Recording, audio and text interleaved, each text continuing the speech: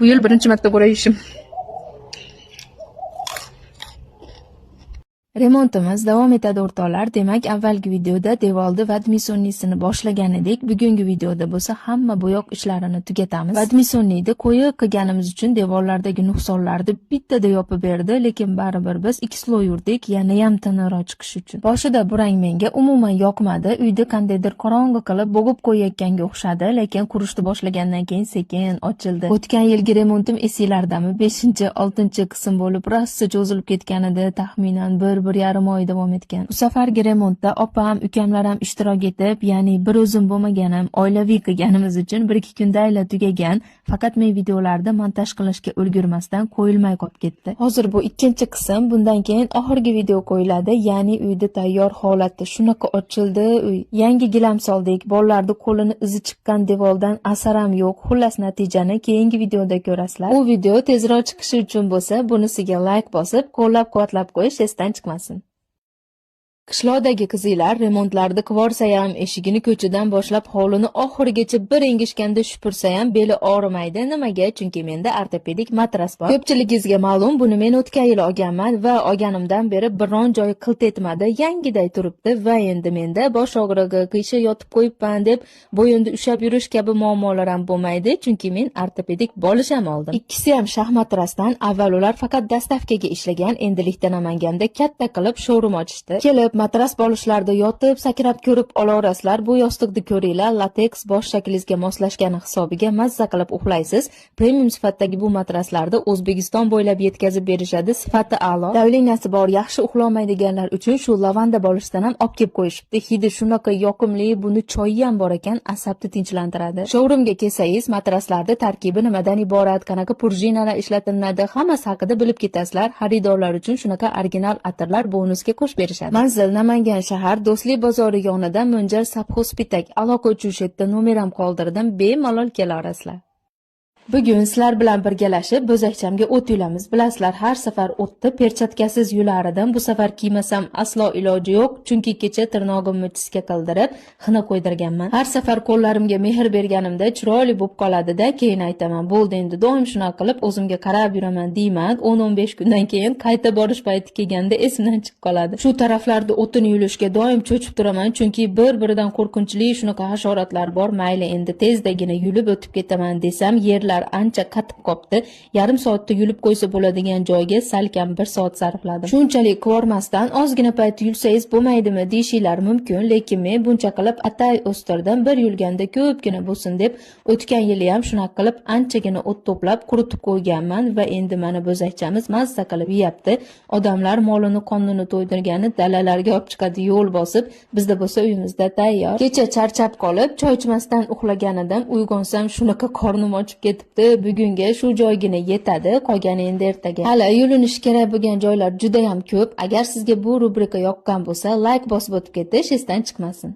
O't yulgan videoyizdan keyin sizga obuna bo'ldim, tezroq davomini qo'ying deyotganlar, mana sizlarga ertalabdan motivatsiya bo'lsin. Auditoriyam asosan o'zimga o'xshagan qishloqdan, chekkaroq tumanlardan bo'lgani uchun ularga shunaqa o't yulgan, uborka qilgan, mol holga qaragan kontentlarim yoqadi. Shu bilan bir qatorda so'rab ketay, siz meni qayerdan turib kuzatasiz, qishloqdan yoki shahardan? Bugun parnik atrofini polni yulib tugatmoqchi edim, lekin yerlar ancha qatib qopti, hattoki ko'p joyini o'roq bilan oldim. Ba'zilar yozibdi, molni o'zini shu yoqqa bo'ylab qo'ying, u o'ziga keragini yeb oladi, yulib vaqt ketkazib o'tirmaysiz debdi. Bo'zagimiz hali kichkina, ho'l o'tni shundoqligicha berib bo'lmaydi. Men bu o'tlarni yulib, obdon quritib, hashak holiga keltirib turib, keyin beraman. Video 1 minutli, lekin bu yerda men salkam 1 soat ishladim. Bugun ish sal qiyinroq bo'ldi, hattoki perchatkalarim yirtilib ketdi, lekin oxirida ishni tugatib, bir ortizga qarab qo'yib, ko'rgan manzarangiz mashaqqatingizni unuttiradi, to'g'rimi? Shu paytgacha sizlarga o't yulib, uylarni tozalab, remont qilib yoki bironta taom tayyorlab videolar ulashdim. Sizga aynan qaysilari yoqadi, kommentariyaga yozib keting.